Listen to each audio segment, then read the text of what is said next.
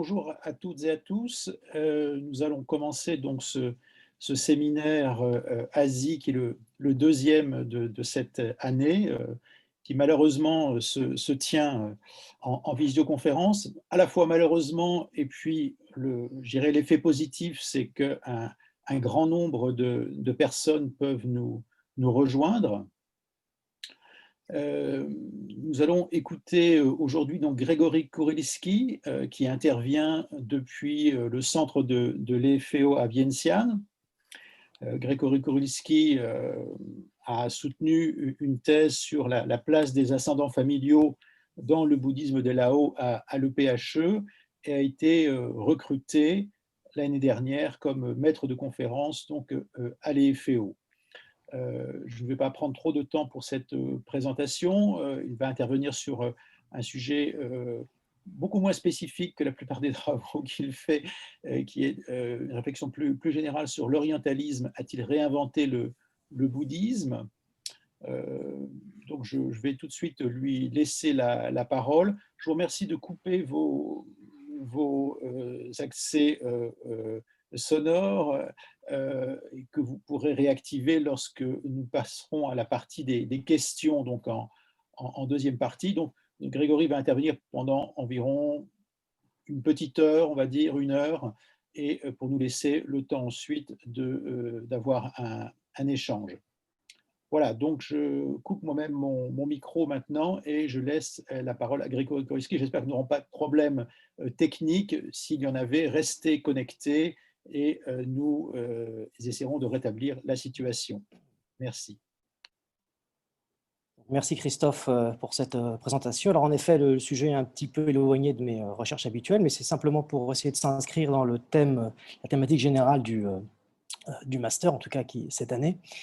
Et en fait, le thème donc, que j'ai choisi d'aborder aujourd'hui, qui porte donc sur la façon dont l'orientalisme percevait et d'une certaine manière continue de percevoir et de concevoir le bouddhisme, part d'un simple constat qu'il m'a été donné de faire moi-même au cours de mes propres études et mes propres recherches, consacrées donc au bouddhisme, en particulier celui pratiqué en Asie du Sud-Est continentale. Alors ce constat, c'est le suivant, c'est que comparé aux autres grandes religions, le bouddhisme a selon moi cette particularité d'être constamment questionné au regard de lui-même, remis en question par rapport à sa propre authenticité, en tout cas en Occident, c'est-à-dire en Europe et en Amérique du Nord. Si l'on en croit les très nombreuses études ou écrits publiés en langue européenne sur le bouddhisme depuis presque 2 siècles, les différentes formes sous lesquelles est pratiquée cette religion, le bouddhisme, au travers l'Asie, semblent être partout particulières, spécifiques, pour ne pas dire déviantes, par rapport à sa forme idéalisée. Quelle que soit la société étudiée ou la région étudiée, donc la Chine, le Japon, le Tibet, la Thaïlande, le Cambodge, la Birmanie, etc., les spécialistes et observateurs se montrent sans cesse troublés ou déconcertés par la présence d'éléments qu'ils jugent déplacés au regard de ce que devrait être, à leurs yeux, une société bouddhique. Bon, évidemment, je voudrais passer à l'image suivante et ça ne marche pas. Voilà. Donc les cultes aux esprits ou aux ancêtres, les pratiques magiques ou divinatoires, des textes apocryphes ou des rites jugés insolites, sont autant d'éléments jugés non conformes à l'enseignement du Bouddha, tel qu'il est rapporté, paraît-il, dans les textes canoniques primitifs. La question mérite cependant d'être posée de savoir s'il est raisonnablement possible d'envisager que toutes les sociétés bouddhiques soient en contradiction, en conflit, en contravention, avec un bouddhisme vrai et authentique qui, dans la réalité, ne se trouve nulle part. Il va de soi en effet qu'évaluer quelque chose comme étant particulier implique qu'il soit comparé avec une norme. Ce qui est particulier, en effet, ce qui s'écarte de la norme. En d'autres termes, s'il existe un ou des bouddhismes singuliers, c'est qu'il existe un bouddhisme qui serait normal. Il faut donc s'interroger, quelle est donc cette normalité, quelle est cette norme?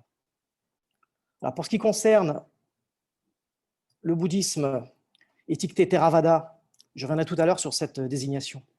Donc, ce bouddhisme Theravada qui est présent au Sri Lanka, en Birmanie, en Thaïlande, au Laos et au Cambodge, à peu près depuis le XIIIe siècle, et aussi dans certaines parties de la Chine méridionale, ce qu'il est d'usage de considérer comme la norme, le standard, si vous préférez, dans les études bouddhiques, et ce qu'on appelle donc le canon pali, ou le Tipitaka, les 3 corbeilles, ou les 3 collections, qui désigne l'ensemble des textes canoniques consignés à Sri Lanka autour du IIIe siècle avant Jésus-Christ, ou un peu plus tard pour certains textes, est censé reproduire les enseignements du Bouddha, lesquels, je le rappelle, ont d'abord été transmis oralement. Alors, bien qu'un certain nombre de spécialistes, parmi lesquels beaucoup d'anthropologues, ont remis en question et même critiqué la prééminence d'une approche textuelle, préférant s'intéresser aux pratiques et à la religiosité telle qu'elle est perçue et vécue sur le terrain, il n'en demeure pas moins que les formes vernaculaires du bouddhisme, donc que l'on parle des pratiques ou des conceptions, continuent d'être regardées à l'aune de cette orthodoxie, basée donc sur le corpus canonique. En réalité, comme on le verra tout à l'heure, davantage sur l'idée que l'on se fait de ce corpus. De façon corrélative, le point de vue occidental semble ne pas pouvoir envisager le bouddhisme tel qu'il est réellement pratiqué, autrement qu'en termes de dualité qui oppose des éléments bouddhiques et des éléments non bouddhiques. L'omniprésence dans les publications spécialisées sur le bouddhisme de termes comme syncrétisme, symbiose, polarisation, complémentarité, coexistence, etc., reflète cette vision des choses selon laquelle les sociétés bouddhiques ne seraient au fond pas complètement ou pas authentiquement bouddhiques, mais qu'elles ne le seraient en somme que partiellement. Alors, je donne juste un exemple, le culte aux amulettes, par exemple, qui est discuté par de nombreux spécialistes, dont Stanley Tambaya, dont vous voyez le livre à l'écran. Donc, ce culte aux amulettes est discuté parce qu'il est prescrit dans les textes canoniques. Donc, à titre de comparaison, personne sans doute ne dira que le port d'un crucifix en pendentif n'est pas chrétien, au prétexte qu'un tel objet ne figure pas dans les évangiles. Donc, c'est en ce sens que je disais que le bouddhisme est considéré de manière un peu particulière ou différente par rapport aux autres grandes religions. Donc, au cours de cette séance, je vais me concentrer sur l'Asie du Sud-Est continentale. Ah, zut, alors. Voilà.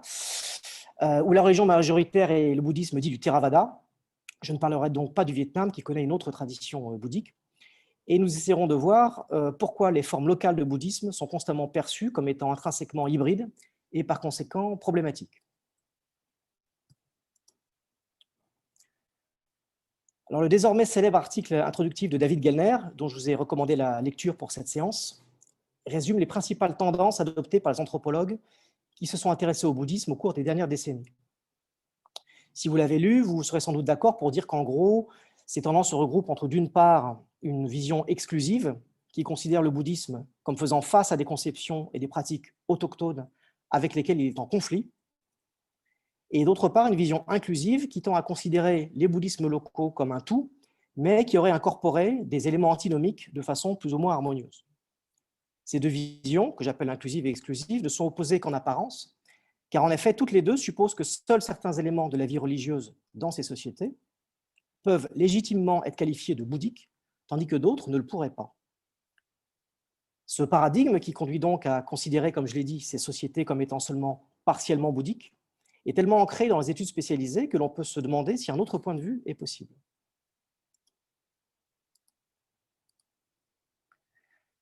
Les écrits qui précèdent l'émergence des études bouddhiques, donc en tant que discipline consistant à considérer le bouddhisme comme un objet de recherche en tant que tel, laissent penser que oui.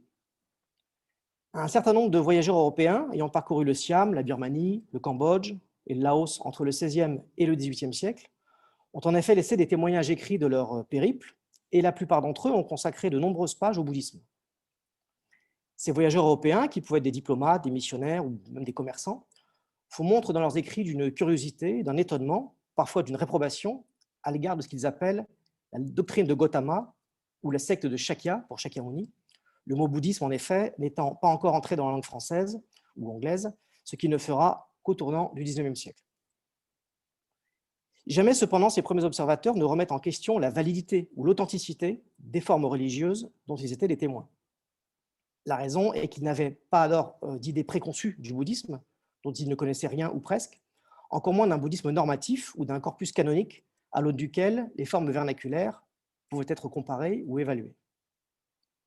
Il est d'ailleurs assez intéressant de relever ce qui constituait, aux yeux de ces voyageurs, les traits distinctifs de la religion en vigueur dans les pays qu'ils visitaient. Le fait est que c'est le culte au statut de Bouddha qui leur est apparu comme étant l'élément caractéristique, fondamental de cette religion, si bien que la plupart n'hésitent pas à parler d'idolâtrie, voire de paganisme, tout comme l'avait fait d'ailleurs Marco Polo quelques siècles plus tôt en d'autres contrées. Le Bouddha est systématiquement dépeint comme un dieu, le dieu des Siamois, le dieu des Birmans, etc., idolâtré aux côtés d'autres divinités secondaires comme Shiva, Vishnu et Maitreya. Alors, d'autres traits de la vie religieuse à leurs yeux étaient le culte des reliques, la pratique de l'aumône par des moines, qu'ils appelaient talapoi, un terme déformé du portugais, ou les cérémonies collectives organisées dans les monastères. Ils relevèrent également l'importance des principaux préceptes bouddhiques, de la notion de mérite, et pour les bonzes, du règlement monastique ou vinaya. Enfin, les liens étroits qui unissaient le sangha, donc la communauté des bonzes, et la cour, le roi en particulier, ne leur avaient pas échappé, en particulier le pouvoir que ce dernier exerçait sur le premier, en nommant directement les dignitaires religieux, en finançant la construction de temples ou en ordonnant la copie, voire la réécriture des textes religieux. Alors, naturellement, la croyance en les esprits, en la multitude d'âmes habitant le corps humain, aussi bien que la présence de cultes aux ancêtres et de sacrifices d'animaux, sont également des éléments de la vie religieuse locale qui ont fait l'objet de remarques de la part de ces voyageurs. Bien qu'ils puissent parfois condamner ces croyances et ces pratiques, les qualifiant de superstition ou parfois de barbarisme, elles ne sont pas regardées comme étant en contradiction avec le culte bouddhique. Au contraire, ces bouddhologues avant l'heure ont très pertinemment perçu le rôle fondamental joué par les moines, par le sangha, d'intermédiaire entre les vivants et les morts, ce qui constitue sans doute une structure élémentaire de la religiosité dans cette partie du monde, au-delà des étiquettes. Alors, quant aux écrits religieux, ils n'occupent qu'une place secondaire dans les descriptions européennes de cette époque. Certains textes sont explicitement mentionnés et pour partie traduits, mais il s'agit alors de récits édifiants, de chroniques eschatologiques, donc annonçant la fin des temps, ou des traités d'astronomie ou des diagrammes magiques. Les divisions canoniques du Tipitaka ne sont pas mentionnées dans ces écrits, mis à part le Patimokkha qui énumère les 227 règles de conduite du moine, récitées rituellement à des échéances déterminées. Alors, à la lumière des sources vernaculaires de la même époque, ou même plus anciennes, ces écrits européens, rédigés et publiés donc au XVIe, XVIIe, XVIIIe siècle, ne paraissent pas dénués de fondement, bien au contraire. La fabrication et le culte aux images de Bouddha, la production de mérites au moyen d'offrandes, la construction d'édifices religieux, l'enchâssement de reliques, mais aussi la peur des esprits, la nécessité de les amadouer ou de les chasser, l'angoisse de la fin des temps, apparaissent bien au cœur des préoccupations religieuses locales au cours des siècles, et d'ailleurs encore aujourd'hui. En ce qui concerne le clergé, le sangha, son sujet de préoccupation fut d'abord et avant tout l'interprétation de certaines règles contenues dans le code monastique, donc le Vinaya, relatives à certaines pratiques, en premier lieu les procédures d'ordination, la prononciation de certaines formules rituelles et la délimitation de l'espace sacré par des bornes rituelles, ou sima, réservées aux actes formels de la communauté, Sangha-kama. Donc les sima, ou ces bornes rituelles, dont Simon Laloubert, ambassadeur de Louis XIV au Siam, avait, au XVIIe siècle, déjà noté l'importance, comme vous le voyez en bas à gauche de l'écran. Il est marqué pierre appelée sima. Les autres sujets principaux de préoccupation, toujours pour le sangha, étaient l'habillement du moine, les pratiques alimentaires, l'autorisation ou l'interdiction d'utiliser un bâton de marche, d'un éventail ou d'un couvre-chef, ou encore le droit pour les monastères de posséder des terres ou d'avoir à sa disposition de la main-d'œuvre. Ces points de doctrine, de nature extrêmement concrète et toujours liés au Vinaya, étaient déterminants car c'était sur eux que se fondait la validité de l'ordre monastique.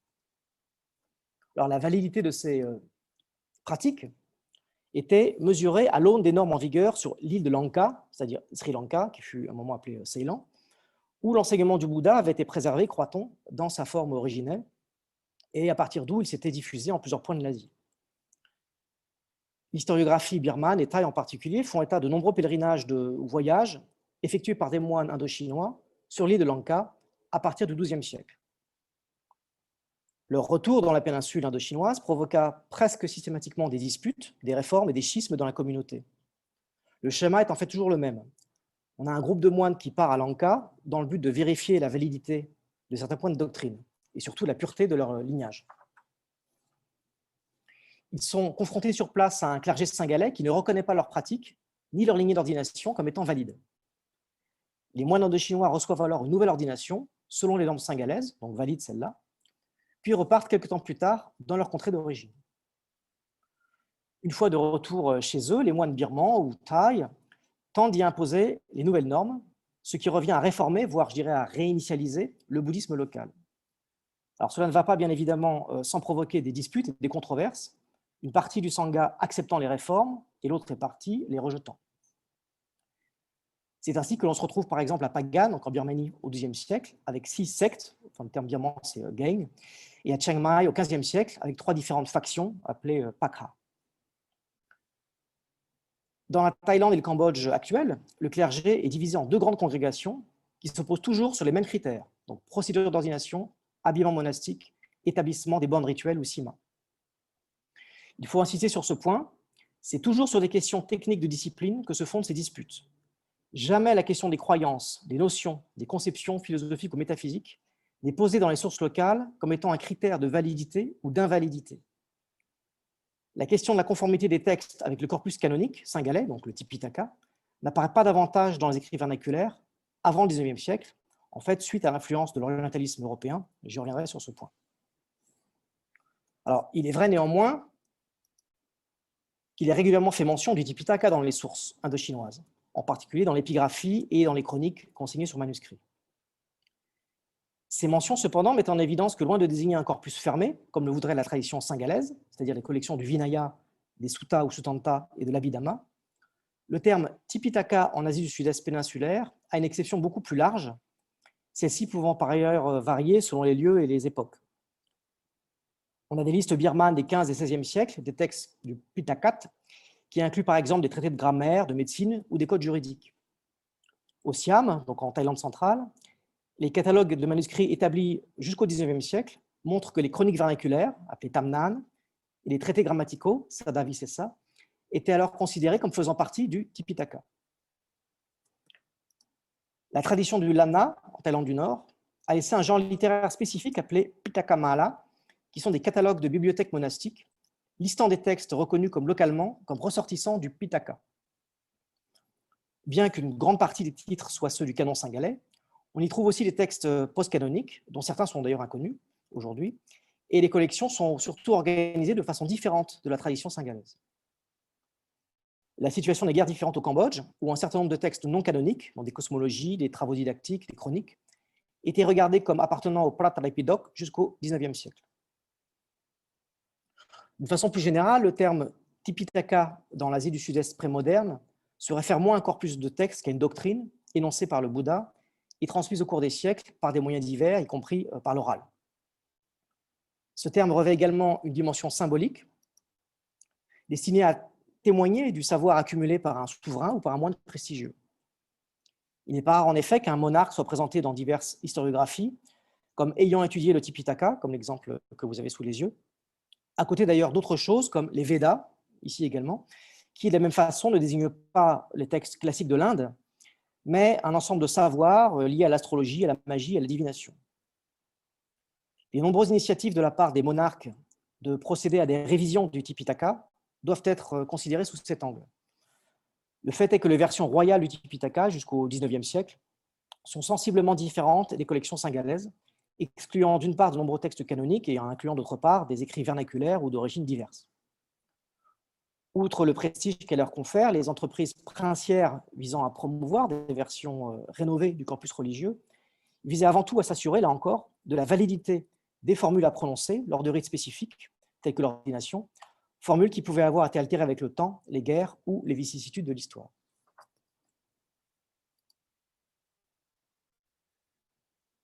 Alors, j'ai dit tout à l'heure que les premiers témoignages européens relatifs au bouddhisme de l'Asie du Sud-Est continental remontaient au XVIe siècle, mais ce n'est qu'au cours de la première moitié du XIXe que les religions asiatiques deviendront un véritable objet d'études académiques.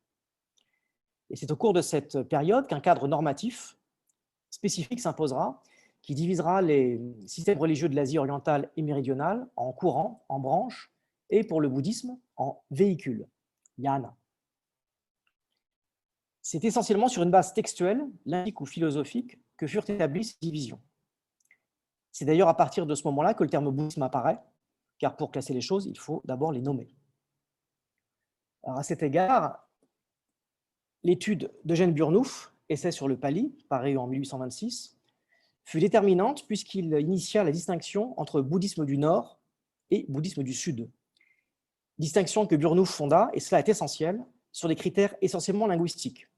C'est-à-dire que le bouddhisme du Nord est caractérisé, selon lui, par l'usage ou la reconnaissance du sanskrit comme langue canonique, et le bouddhisme du Sud par l'usage du pali. Cela sous-entend que les principaux courants du bouddhisme doivent se définir selon leurs écritures canoniques, en faisant donc abstraction de tout ce qui peut par ailleurs définir une religion, donc ses rites, sa culture matérielle, etc. Or, cette catégorisation scolastique sur une base linguistique ne fait pas grand sens du point de vue des communautés bouddhiques elles-mêmes. Pour ne prendre qu'un seul exemple, ou deux, les anciennes civilisations Piu et Mon, qui occupaient une partie de l'Indochine occidentale au cours du premier millénaire, utilisaient les deux idiomes, le sanskrit et le pali, de façon conjointe, voire parfois de façon hybride, comme en attestent les témoignages scripturaires. Par ailleurs, c'est péché par approximation que d'assimiler la langue et le corpus. Nombre d'écrits pali, enfin d'écrits en pali qui circulent en Asie du Sud-Est ne viennent pas de Sri Lanka. Un certain nombre sont des adaptations de textes sanskrit, justement, inclus de la tradition singalaise, tandis que d'autres sont des compositions locales. Alors, le fait de regarder à partir du XIXe siècle les traditions bouddhiques de la Birmanie, de la Thaïlande, du Laos et du Cambodge post-angkorien par le prisme des textes canoniques singalais a conduit les observateurs européens à une situation paradoxale. Alors même que l'expansion coloniale ainsi que le progrès des techniques maritimes facilitaient considérablement les séjours dans ces pays, et donc l'étude du bouddhisme in vivo, et non plus simplement depuis les bibliothèques de Londres ou de Paris, les observateurs furent décontenancés par le fossé qui séparait l'idée qu'ils s'étaient fait du bouddhisme au travers les livres et la réalité sur le terrain. Mais constater ces différences ne les conduisirent pas à réexaminer leur point de vue sur cette religion, mais au contraire à juger que le bouddhisme tel que pratique la société était corrompu ou dégénéré au regard de la doctrine originelle. Expliquèrent, je dirais, comme une dégénérescence par des siècles de guerre ou par une érosion naturelle des savoirs. Les initiatives de l'administration coloniale française au Cambodge et au Laos pour redynamiser, en vérité réformer, le bouddhisme local est exemplaire de ce point de vue. Des administrateurs et des orientalistes français, appartenant d'ailleurs le plus souvent à l'EFEO, se firent fort de mettre en place des structures d'enseignement religieux, telles que des écoles de Pali ou des instituts bouddhiques, visant à assurer la promotion et l'édition, sous forme de livres imprimés, des textes canoniques, ainsi que leur traduction en langue locale, rejetant du même coup la littérature bouddhique vernaculaire. Un cas exemplaire est celui de Louis Finot, à gauche donc sur l'écran, ancien directeur de l'EFEO d'ailleurs, qui forma à l'indialisme, au pali et au sanskrit, un certain nombre de moines cambodgiens, dont les deux érudits Chon Nat et Huot Tat, qui deviendront par la suite, successivement, suprêmes patriarches du Cambodge.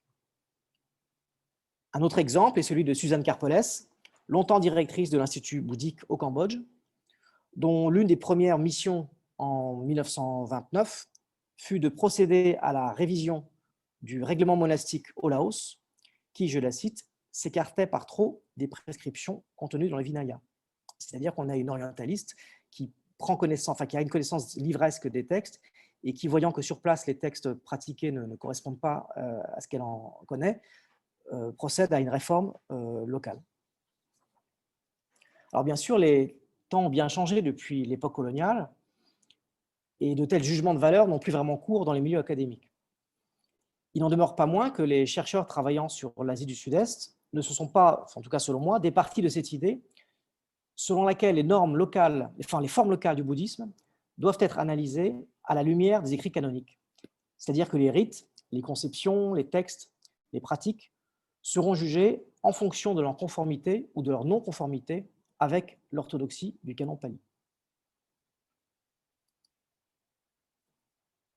Alors à cet égard, on est en droit de se demander ce qu'il en est véritablement du niveau de connaissance ou de familiarité avec les textes canoniques, donc le Tipitaka, parmi les chercheurs spécialisés dans l'étude des sociétés bouddhiques.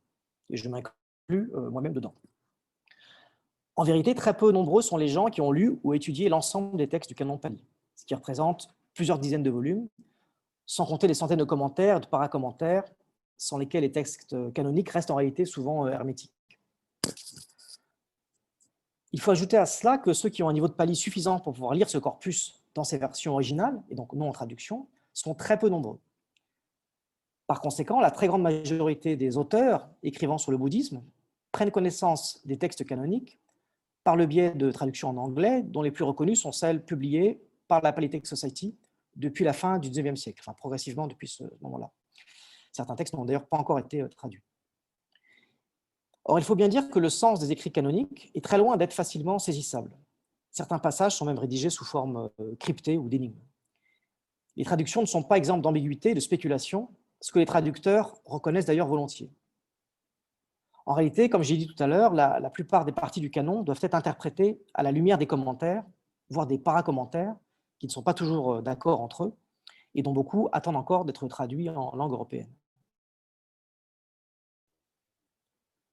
Alors là où je veux en venir, c'est que la façon dont le bouddhisme est généralement perçu hors du continent asiatique, depuis environ 2 siècles, ne résulte pas tant d'une lecture et d'une connaissance approfondie des Écritures que d'ouvrages écrits en anglais, en français ou en allemand, qui sont dans le meilleur des cas des traductions de textes bouddhiques, mais le plus souvent des ouvrages de synthèse, voire de vulgarisation, qui visent à offrir une présentation panoramique, synthétique de la doctrine, en insistant le plus souvent sur son aspect conceptuel et philosophique.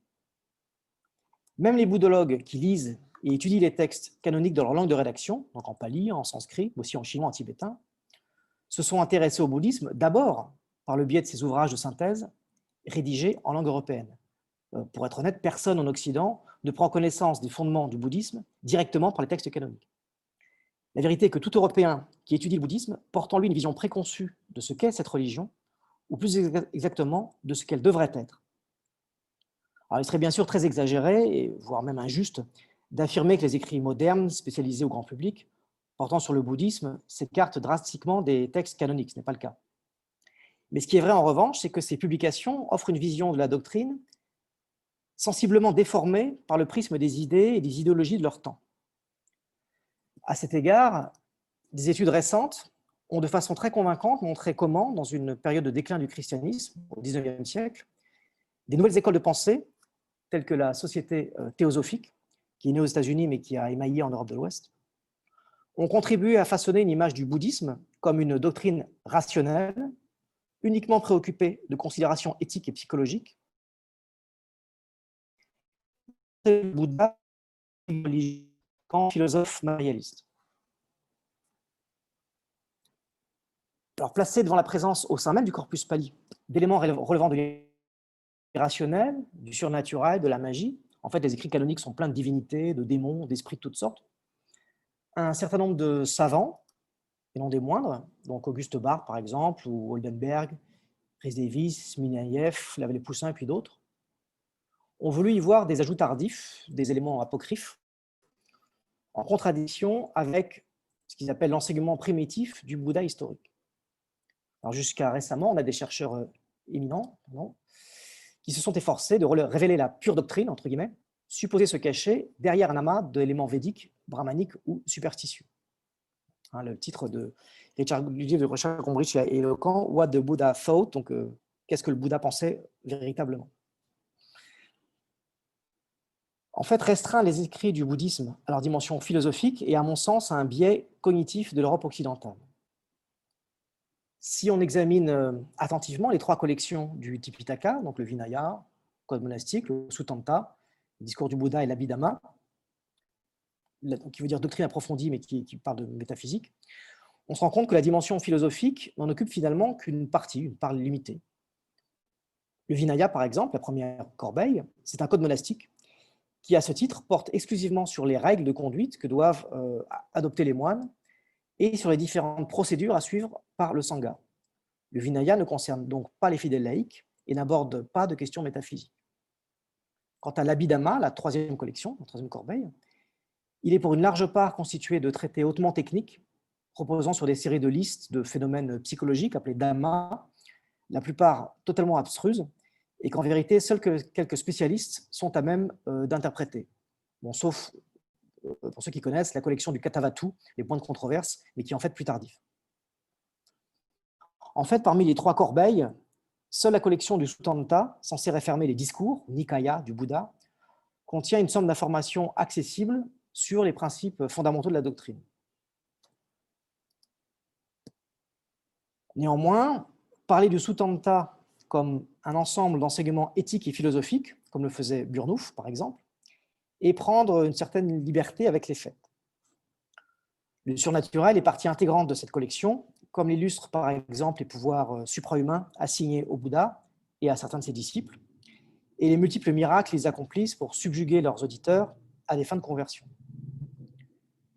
L'évocation constante de divinités, de démons, de sorciers, d'ogres ou yakras, de créatures mythiques comme les nagas, de fantômes ou d'esprits, sont autant de pierres dans le jardin des promoteurs du rationalisme supposé du bouddhisme canonique. La dimension éthique de la rétribution des mérites et des fautes est elle-même mise à mal par certains écrits, certes rares, mais décrivant comme possible l'offrande ou le transfert de mérite, aux défunts notamment, sujet qui a fait couler beaucoup d'encre dans les études spécialisées. Mais plutôt que d'acter la dimension surnaturelle contenue à plusieurs endroits du Tipitaka, la tendance générale dans la production orientaliste fut plutôt de discréditer les passages gênants, leur assignant une rédaction tardive ou en contestant leur légitimité. Cette attitude consiste à se faire en somme plus royaliste que le roi et conduit finalement à tenir une position un petit peu absurde, selon laquelle des parties du canon doivent être rejetées parce qu'elles ne correspondent pas à l'idée qu'on se fait du même canon. Il faut ainsi admettre que lorsque nous comparons des rites, des pratiques, des conceptions en vigueur dans les sociétés bouddhiques avec l'orthodoxie du canon pali, ce n'est en général pas ce que nous faisons véritablement. Ce que nous faisons véritablement, c'est établir une comparaison avec un ensemble de normes qui sont le produit d'un développement intellectuel s'inscrivant dans une histoire et une sociologie particulière, celle de l'Europe occidentale à partir du XIXe siècle. Il est donc guère étonnant que nombre de faits religieux des sociétés bouddhiques, du sud-est asiatique en particulier, apparaissent aux yeux des spécialistes occidentaux comme canoniquement incorrects, si vous m'autorisez cette expression.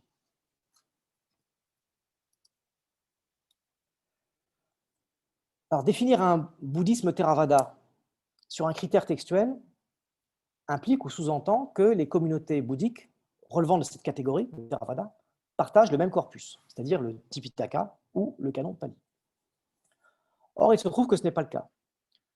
D'abord, le Tipitaka n'est pas un corpus que l'on trouve d'un seul tenant dans tous les monastères, comme c'est le cas de la Bible dans une église ou du Coran dans une mosquée.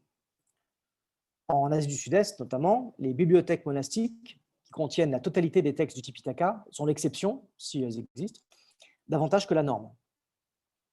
Chaque collection est singulière et la majorité sont constituées pour une large part en fait, d'écrits non canoniques, tels que des commentaires tardifs, des sermons, des recueils de formules, des codes juridiques, des traités de méditation, de divination, des chroniques locales, et j'en passe. Par ailleurs, une étude synchronique et diachronique des collections manuscrites met en évidence que les corpus peuvent varier considérablement en fonction des lieux et des époques. Par exemple, une bibliothèque monastique du Lanna, dans le nord de la Thaïlande, au XVe siècle, ne contenait pas les mêmes textes qu'une autre bibliothèque au Cambodge au XIXe siècle. En fait, la présence ou l'absence d'un texte particulier ou d'une collection particulière n'a jamais été, jusqu'à récemment, un critère de communalité dans les sociétés bouddhiques. Les bouddhistes de Thaïlande, du Cambodge, de Birmanie, du Laos, de Sri Lanka ne se sont jamais sentis membres d'une même communauté parce qu'ils partageaient un même corpus de textes. Alors, il y a eu des tentatives dans ce sens au XXe siècle, notamment le 6e concile bouddhique en 1954 tenu à Yangon, en Birmanie. Mais ces tentatives se soldèrent toutes par des échecs et puis en plus elles se fondaient sur des considérations davantage politiques que religieuses, mais c'est un autre sujet. Même aujourd'hui, en Asie du Sud-Est continental, le Tipitaka occupe une place significative seulement dans certains cercles, notamment universitaires et institutionnels. Mais pour le moins du quotidien, l'essentiel n'est pas là.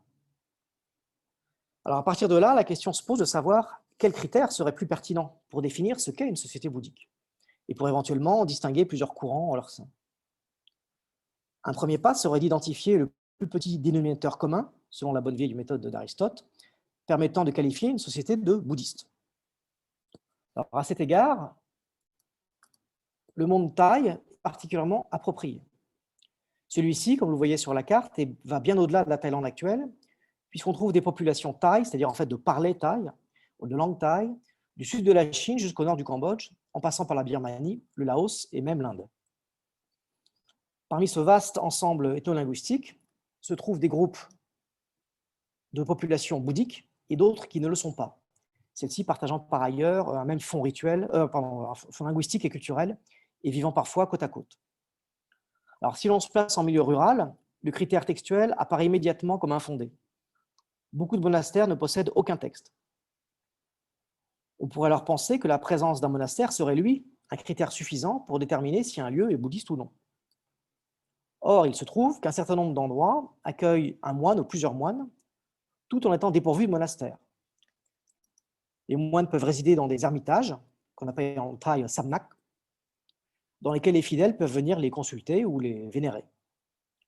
Inversement, il n'est pas rare de trouver des monastères sans moines, ce qui n'empêche pas les fidèles de s'y rendre pour y pratiquer certains cultes, notamment vénérer la statue du Bouddha. Alors à cet égard, ce sont encore les premiers voyageurs européens, dont j'ai parlé tout à l'heure, dans ces voyageurs européens dans les royaumes bouddhiques de l'Asie du Sud-Est à partir du XVIe siècle, qui nous montrent la voie. Comme je l'ai mentionné, ce qui les frappa le plus dans leurs observations fut l'omniprésence de statues de Bouddha et le culte qui leur était rendu, si bien qu'ils qualifiaient la religion d'idolâtrie. Le fait est que la présence ou l'absence d'une statue de Bouddha apparaît bien comme un critère pertinent d'identification permettant de déterminer si nous avons affaire à une localité où le bouddhisme est pratiqué ou non. L'image de Bouddha est à vrai dire l'élément primordial à partir duquel le développement de cette religion sera rendu possible. C'est d'ailleurs ce qui ressort des historiographies vernaculaires, dont nombre d'entre elles dépeignent le processus de bouddhification, si ce terme existe, de telle ou telle contrée. Les chroniques, comme les inscriptions de nature historiographique, relatent de façon constante une statue précieuse du maître, en or, en bronze ou en pierre précieuse, arrive de façon miraculeuse dans un endroit de la principauté. Alors ça peut être en volant par les airs ou en étant découverte par l'intermédiaire d'un rêve. Et dans ces récits, l'image est accompagnée au suivi d'un moine charismatique pour lequel le souverain fait construire un temple à partir duquel la communauté religieuse se développera. Et dans le monde contemporain, c'est un petit peu équivalent aussi parce que les minorités récemment bouddhisées ont aussi des récits mythiques. Ils expliquent leur bouddhisation toujours par la découverte d'une statue de Bouddha. Donc ça peut être dans une rivière ou dans une grotte. Et c'est à partir de là que le bouddhisme se développe. La question se pose alors de savoir dans quelle mesure ce critère autorise à rattacher ces communautés bouddhistes thaï à différents courants ou branches du bouddhisme jusque-là établis par les études académiques. Si le bouddhisme thaï, comme celui en vigueur dans les pays voisins, dérivait directement de celui du Sri Lanka, le fameux bouddhisme Theravada, une certaine continuité ou parenté devrait être manifeste en termes de style artistique, d'iconographie, voire de pratiques religieuses autour des statues de Bouddha. La réalité s'avère cependant bien plus complexe. L'art bouddhique de l'Asie du Sud-Est reflète une variété d'influences en provenance de différents courants religieux et d'aires géographiques, incluant l'Inde orientale, mais aussi la Chine, ce qui nous emmène loin du Theravada. Il suffit pour s'en convaincre de se rendre dans les nombreux monastères de Birmanie, de Thaïlande, du Laos et du Cambodge, qui abritent des images de figures qu'on qualifierait de non-théravadies, ou en tout cas de non-singalaises, telles que Gavampati, le moine ventripotent, Pramalai, le sauveur des enfers, Upagupta, qui réside dans l'eau, des divinités brahmaniques ou des divinités locales, telles que les Naths birmans.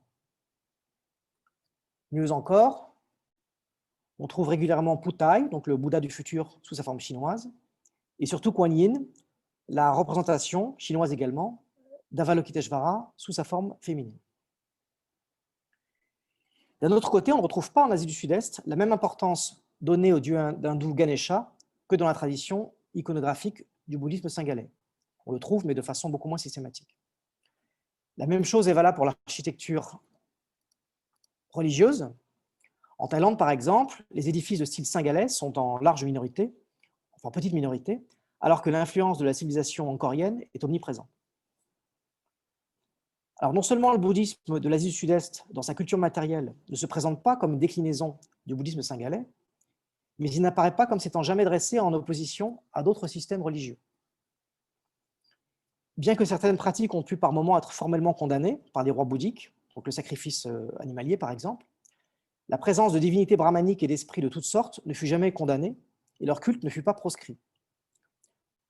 Le fait est que les courants religieux n'étaient pas véritablement hermétiques, mais relativement perméables les uns aux autres en fonction des lieux ou des époques. Il n'est pas rare que les souverains indo-chinois fassent construire et honorent des temples ressortissant à divers courants religieux, tandis que l'homme du commun pouvait indifféremment rendre son culte à des dieux bouddhiques ou brahmaniques, lesquels pouvaient cohabiter et même parfois se confondre. Alors, cette perméabilité entre différents courants est encore visible aujourd'hui, notamment avec les nombreuses communautés chinoises vivant en Asie du Sud-Est continentale. La quasi-inexistence en beaucoup d'endroits de temples mayanistes a longtemps incité en effet les Chinois à honorer le Bouddha, voire même à prendre l'habit monastique, dans des monastères thaïs, birmans, lao ou khmer. Il n'est pas rare de voir des fidèles chinois ou vietnamiens accomplir des rites mahayaniques dans des monastères dits Theravadines. Un espace spécifique pouvant être aménagé à cet effet, et certains de ces rites pourront alors être conduits par les moines de ces monastères, même si ceux-ci ne se réclament pas du Mahayana. On trouve en Thaïlande notamment souvent des cérémonies d'ouverture des yeux de la déesse Kuan Yin, que j'ai montré tout à l'heure, et qui sont donc conduits par des moines thaïs. De même, certaines cérémonies du calendrier lunaire n'ont pas leur équivalent à Sri Lanka, mais sont de toute évidence influencées ou d'origine chinoise. C'est le cas des cérémonies annuelles organisées pour les défunts au Cambodge, au Laos et dans certaines parties de la Thaïlande, dont la parenté avec le rite chinois du Yu Lam Pen est tout à fait évidente, que ce soit en termes d'activités rituelles, de calendrier ou de références littéraires sur lesquelles Alors, en dépit de cette tolérance ou de perméabilité en termes de courants religieux, des conflits sectaires ont pourtant bien eu lieu dans les royaumes bouddhiques de l'Asie du Sud-Est continentale.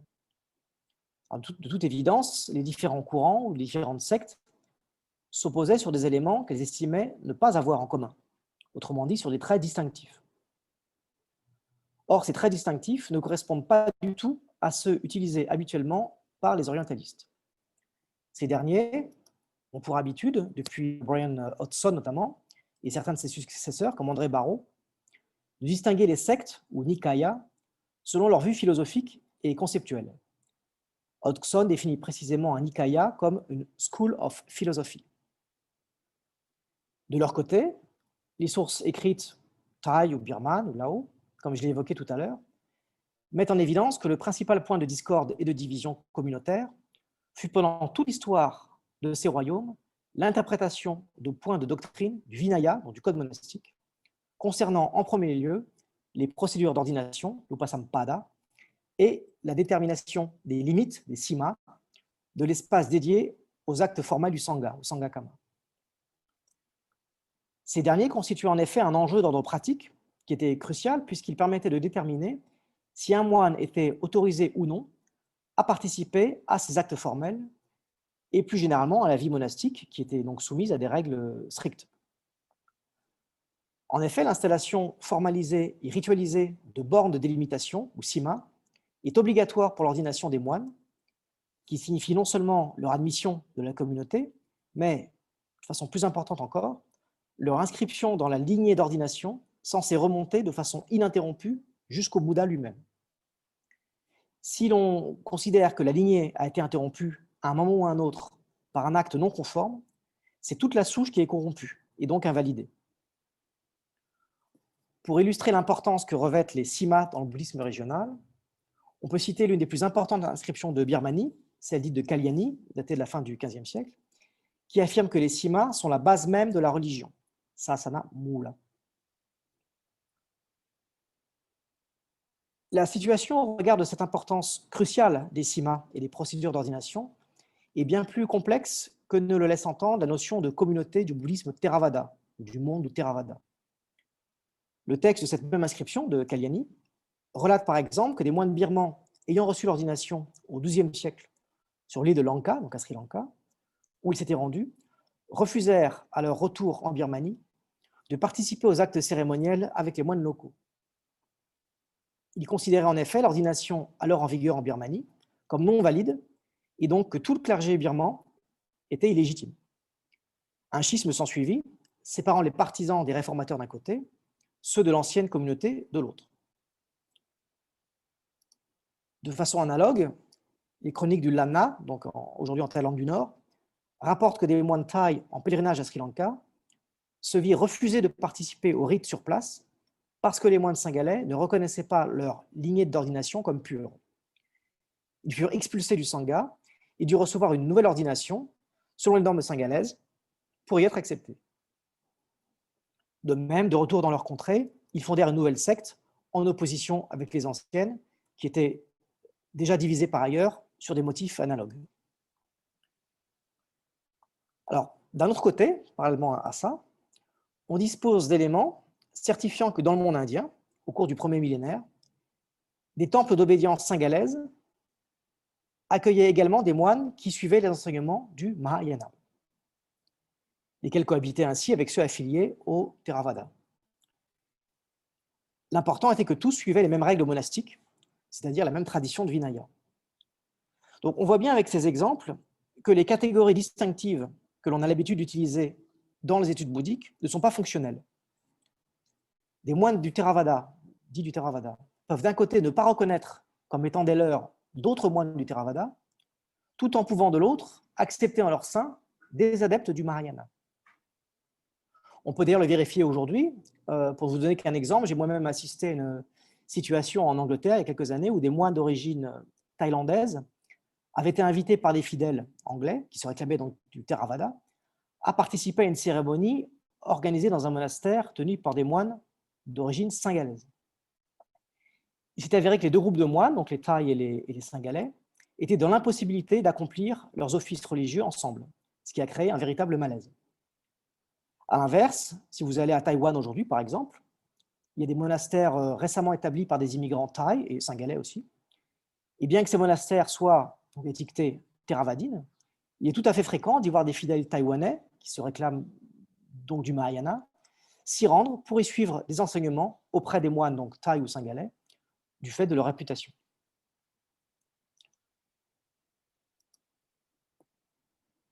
En ce qui concerne les fraternités de l'Asie du Sud-Est continentale, elles n'ont en réalité jamais maintenu de lien durable avec celles de Sri Lanka, les unes et les autres s'étant développées séparément. Les seuls contacts qu'elles ont entretenus furent ponctuels lorsqu'il s'est agi de purifier la lignée d'ordination. Cela s'est produit dans les deux sens, puisqu'à plusieurs reprises, au XVIIIe siècle et au XIXe siècle, ce sont les autorités singalaises qui firent appel au clergé siamois puis birman pour réintroduire la lignée d'ordination menacée de s'éteindre sur l'île, parce que le nombre de moines pleinement ordonnés n'était plus suffisant pour procéder à de nouvelles ordinations.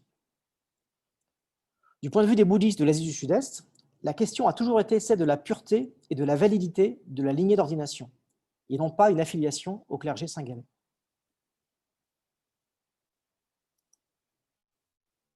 Alors, en lien avec les problématiques que je viens d'exposer, un certain nombre de spécialistes, en particulier au cours de la dernière décennie, ont, avec raison, critiqué l'usage de certains termes comme bouddhisme du Nord, bouddhisme du Sud, que j'évoquais tout à l'heure, mais aussi Hinayana, Theravada, du fait que ces termes étaient en réalité des inventions récentes, souvent occidentales, ou en tout cas exogènes aux communautés religieuses concernées. Mais au-delà de la terminologie elle-même, ces critiques ont montré que les catégories communément utilisées dans les bouddhiques ne font pas vraiment sens du point de vue des sociétés bouddhiques elles-mêmes. Alors, en premier lieu, l'opposition systématique entre grands et petits véhicules, Mahayana et Hinayana, établie sur une base scolastique, est en réalité très récente. Elle date du Parlement mondial des religions qui se réunit à Chicago en 1893, au cours duquel la délégation japonaise, guidée par des motivations nationalistes, voulut mettre en avant la forme de bouddhisme pratiquée au Japon, Mahayana, par opposition aux formes pratiquées en Asie méridionale et sud-orientale, qu'ils qualifièrent, eux, de Hinayana. Alors, on traduit habituellement Hinayana par petit véhicule, mais en fait, la signification littérale, c'est voie inférieure, voire voie corrompue, mauvaise, avec donc une connotation très péjorative. Les Japonais là n'avaient pas inventé ce terme. Ils avaient repris des écrits des pèlerins chinois Faxian et Xuanzang, mais en détournant le sens. En fait, le terme yana, à l'origine, ne désigne pas un courant, une secte, une branche du bouddhisme, mais plutôt un moyen, une méthode mise à disposition des hommes pour échapper au cycle des transmigrations et des souffrances qu'il occasionne. Le Sutra du Lotus, qui a grandement contribué à populariser le terme Mahayana, mentionne d'ailleurs non pas 2 yana, mais 3, Triyana.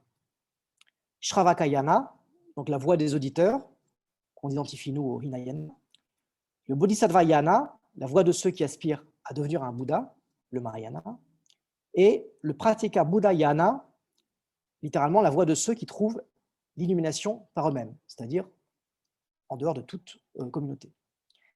Donc, rien que la dernière catégorie, Pratyeka Buddhayana, montre qu'il n'est en aucun cas question ici d'affiliation monastique ou scolastique. En ce qui concerne le terme Theravada, qui est le terme aujourd'hui consacré pour désigner le bouddhisme pratiqué à Sri Lanka et en Asie du Sud-Est continentale, hors Vietnam. Il est encore plus récent dans le sens qu'on lui prête aujourd'hui, c'est-à-dire d'école ou de branche du bouddhisme. Le terme lui-même, Theravada, apparaît certes dans les écrits canoniques, en fait surtout dans les commentaires plus tardifs, mais il est alors à comprendre dans son sens littéral, c'est-à-dire la parole des anciens ou l'opinion des anciens.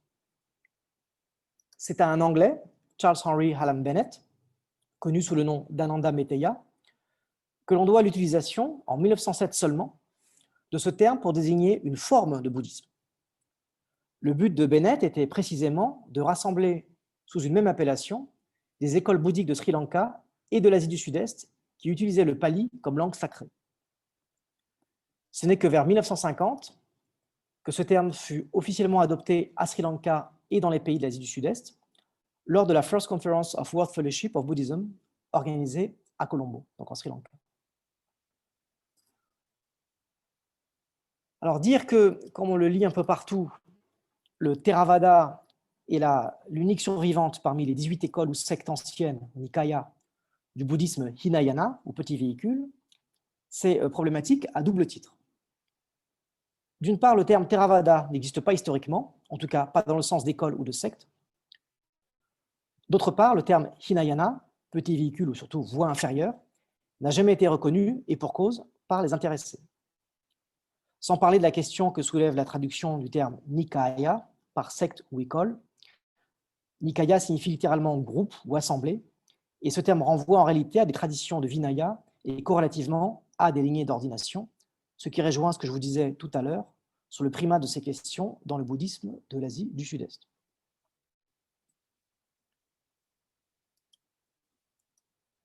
Il est à ce titre significatif qu'en Thaïlande, par exemple, les congrégations bouddhiques chinoises et vietnamiennes, qui n'ont été officiellement reconnues qu'à partir du XIXe siècle, sont caractérisées non pas comme étant mahayanistes ou mahayaniques, mais comme relevant de nikayas distincts. China Nikaya pour les Chinois et Annam Nikaya pour les moines vietnamiens. Les congrégations thaï étant au nombre de 2, Mahanikaya et Dhammayuttika Nikaya. Ce qui distingue ces 4 Nikayas sont la reconnaissance d'appartenir à des lignées d'ordination distinctes, tout comme les Gaing en Birmanie ou les Pakra dans le Lana des 15e et 16e siècles. Alors, cela ne veut pas dire qu'il n'y a pas des différences conceptuelles, ou d'opinion ou de croyances entre leurs partisans, mais celles-ci ne sont pas déterminantes. Encore une fois, les idées ou les croyances ne sont pas facteurs d'exclusion. Les facteurs d'exclusion ou discriminants seront les formules récitées lors de la prise de robe, la façon de se vêtir ou de porter le bol à aumône, etc. Alors pour finir de tenter de vous convaincre de l'invalidité de l'opposition catégorielle grand véhicule Mahayana versus petit véhicule, ou Hinayana ou Theravada, il me suffit de rappeler ce fait. Quasiment toutes les écoles mahayaniques de l'Asie orientale inscrivent leur ordination dans les lignées de l'Inde ancienne, qualifiées aujourd'hui d'hinayanistes. Les moines bouddhistes de la Chine, du Japon et du Vietnam s'inscrivent, dans leur très grande majorité, dans la tradition du Vinaya de l'école d'Arguptaka, et les moines du Tibet et de la Mongolie dans celle du Mula Sarvastivada, qui sont donc considérés comme étant hinayanistes dans l'écrit spécialisé. Quant à la lignée dans laquelle s'inscrivent traditionnellement les moines de Sri Lanka, les sources pali emploient le terme Theriya et non pas Theravada. Ce terme fut adopté lors du second concile bouddhique à Vaisali, donc 100 ans après la mort du Bouddha, et ce terme était employé pour désigner les moines qui refusèrent les modifications de certaines règles monastiques, une fois de plus, soutenues par d'autres moines, désignés quant à eux par le terme Mahasangika. Donc, ce qui est important de bien comprendre, c'est que Theriya, ou Theravada si vous voulez, et Mahayana ne sont pas des sous-catégories, des éléments d'un même ensemble catégoriel. Les deux termes ne désignent pas des choses de même nature. Theriya, Theravada, se réfère à un lignage monastique caractérisé, corrélativement à un Vinaya ou code monastique. Tandis que Mahayana renvoie à une orientation particulière dans la mise en pratique de l'enseignement du Bouddha. N'étant pas des catégories équivalentes, opposer ces deux termes conduit mécaniquement à faire des contresens.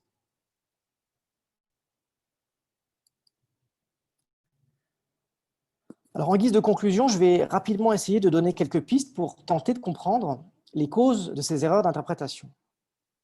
Il me semble que pour une large part, les confusions proviennent d'un problème de terminologie et surtout donc de catégorisation. Comme le dit très bien la psychologue Eleanor Roche, un système de catégorisation est une représentation systématique du monde perçue par un sujet, et non pas le reflet du monde qui existerait par lui-même sans l'intercession d'un observateur. En conséquence, et cela est un sujet très bien abordé, très bien débattu dans l'anthropologie, des différences importantes peuvent apparaître entre les catégories dites émiques, c'est-à-dire donc la terminologie employée par les populations observées, et celle dite éthique, qui est donc la terminologie familière à l'observateur. La plupart des anthropologues s'accordent sur le fait que, dans la plupart des situations, les deux perspectives, donc celle de l'observateur et celle de l'observé, doivent être considérées comme complémentaires plutôt qu'en opposition. Ce n'est pas l'une qui nécessairement a raison contre l'autre. Cependant, une telle conciliation n'est possible que si l'on a conscience du décalage entre ces catégories éthiques et émiques et de la nécessité de les confronter. Or, il me semble que ce décalage n'a pas été encore suffisamment pris en compte dans les études bouddhiques. Prenons simplement, à titre d'exemple, le terme de religion. Le terme considéré comme équivalent dans beaucoup de langues des populations bouddhistes sud-est asiatiques est sahasana, terme emprunté au pali ou au sanskrit. Donc sahasana en pali et shasana en sanskrit. Il est ainsi d'usage de traduire en thaï, par exemple, par religion bouddhique ou bouddhisme. Or, sahasana, là je l'ai écrit en transcription en thaï, non, sahasana, selon la prononciation en thaï.